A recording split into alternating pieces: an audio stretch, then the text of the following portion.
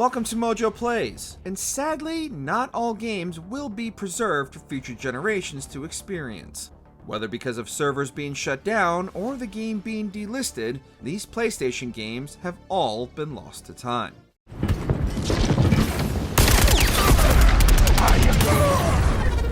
Before we continue, be sure to subscribe to our channel and ring the bell to get notified about our latest videos. Paragon.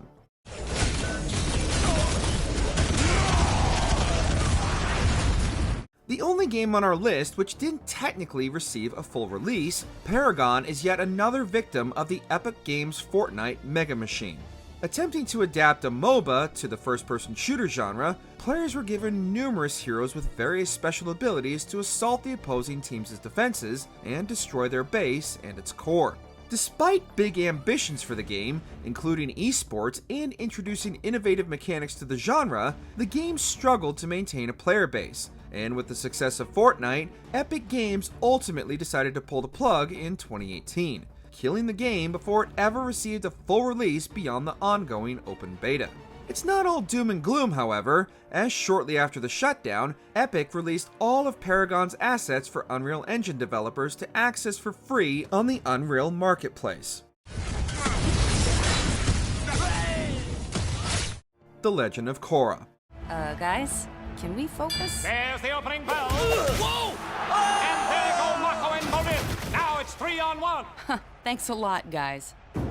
Okay, bring it on. Licensing issues have become one of the most detrimental roadblocks of game preservation due to publishers allowing their licenses to expire rather than pay to keep them. While The Legend of Korra was certainly higher quality than most other Airbender tie-ins, with solid combat mechanics and a good use of the various Airbender abilities, the game failed to amount to anything beyond a better-than-expected release in the licensed game genre. Developed by Platinum Games during their licensed game phase, The Legend of Korra did little to capitalize on the studio's talents, and instead felt like a quick cash grab to keep the lights on. Alongside Transformers Devastation, which released the following year, The Legend of Korra was delisted with no warning, and because, unlike Transformers, The Legend of Korra didn't receive a physical release, it was lost to the ethos and is now completely unplayable.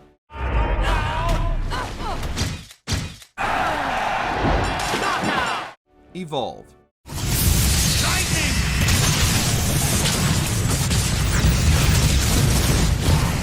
Asymmetric multiplayer games might be a common genre these days, but back in 2015, this style of gameplay was still finding its footing. Leading the charge was Turtle Rock Studios, the developers of the much-beloved Left 4 Dead series.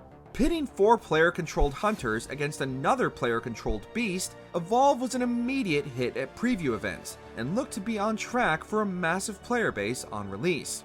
However, it would seem the game previewed better in short bursts rather than lengthy game sessions, as the gameplay loop quickly became stale thanks to uneven map designs and rampant player exploitation of the game's systems. The overabundance of expensive DLC packs, many that kept new monsters behind paywalls, turned off the game's dwindling audience, and even a switch to a free-to-play model did little to boost player interest before the game was ultimately taken offline in 2018.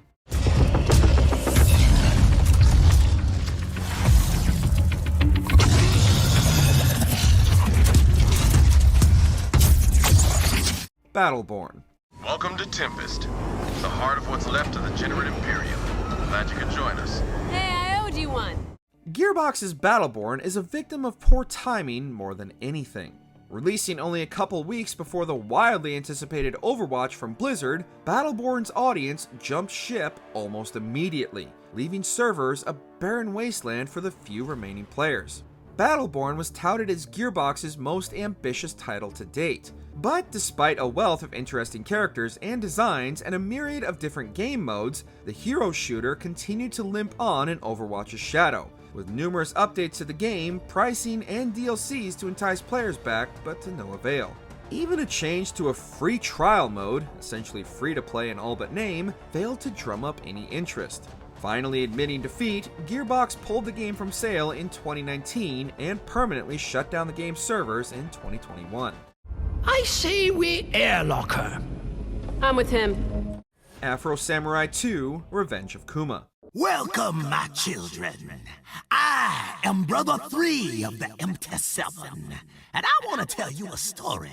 It's rare for a title to be received so poorly that the publisher completely delists the game and tries to pretend it never existed. But Afro Samurai 2 really was just that bad. The first of a planned trilogy, Afro Samurai 2 Revenge of Kuma was lambasted by outlets and players for its technical performance, or lack thereof, horrendous combat and voice acting, and meaningless upgrades, all packaged together in a graciously short but torturous experience. The script was also a major point of contention, as it needlessly inserted modern-day references, offensive dialogue, and overall was just an incoherent mess. While the original release back in 2009 was a moderate success, the sequel was so bad it retroactively tainted any goodwill the series might have had. I didn't know what would happen. Now, your failings are mine. Babylon's Fall. Let's see what you're made of. Don't let me down, you hear? In their unwavering pursuit of a lucrative live service venture, and despite the colossal failure of the Avengers, Square Enix recruited renowned action developer Platinum Games to develop Babylon's Fall. A cooperative multiplayer hack and slasher, players would team up to battle their way up a tower, collecting more powerful loot on each run. And somehow, despite this uninspired and boring design, Babylon's Fall never found an audience, and was not only a commercial failure of epic proportions, but also was widely derided as nothing more than a lazy live service attempt by a once respected publisher. Babylon's Fall fell off the charts almost immediately upon release, and left such an insignificant impact we wouldn't be surprised if you forgot it even existed until this entry. Only a year after release, servers were shut down, and nothing of value was lost. What? Can't you hear? Go! Get rid of them! Mag.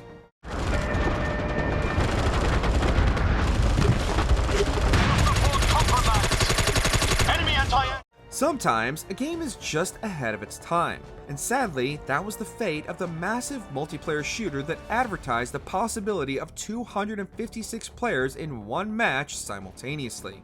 The aim of the game was to simulate a real battlefield scenario, with squads of players divided into different platoons who were being led by another high-ranking player.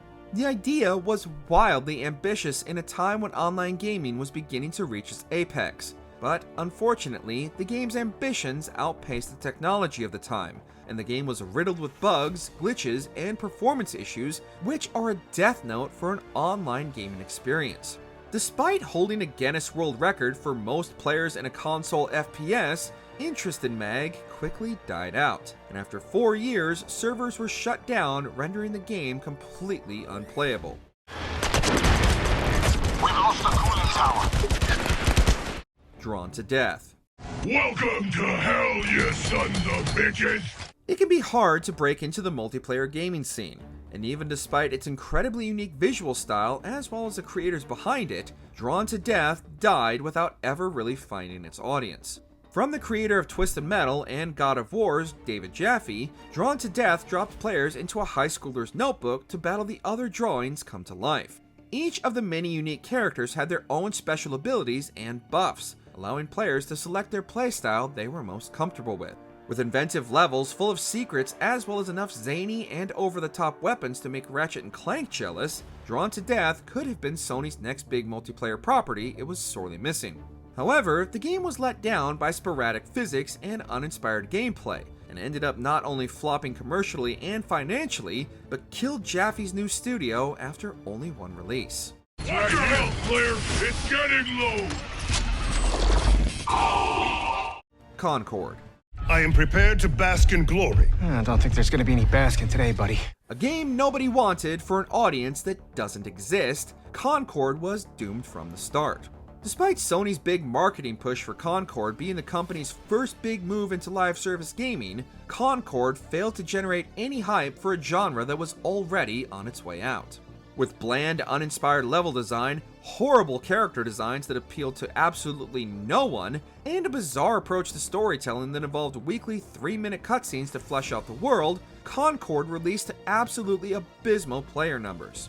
With reportedly only 25,000 copies sold, and an even more embarrassing all-time player count on Steam of only 697, the writing was on the wall for this dumpster fire, and Sony put the final nail in the coffin and pulled the game from sale only 2 weeks after release, offering those few foolish enough to pay full price for the title full refunds.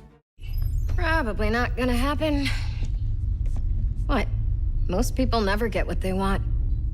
PT.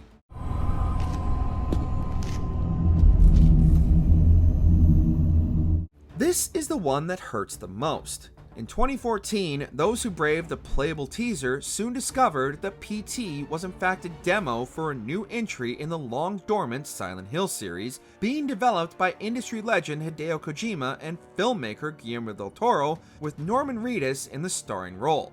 However, shortly after the hype began building for this anticipated new direction for the series, Konami pulled not only the plug on the revival following a nasty split with Kojima, but also pulled PT from digital storefronts, leaving only those who still had the demo downloaded being able to play it.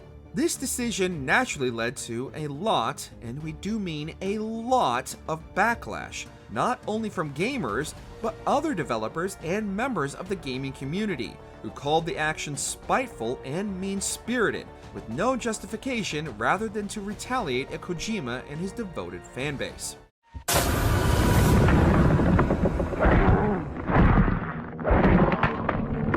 Which delisted game do you miss playing the most? Share your favorites down in the comments. Did you enjoy this video? Check out these other clips from MojoPlays, and be sure to subscribe and ring the bell to be notified about our latest videos.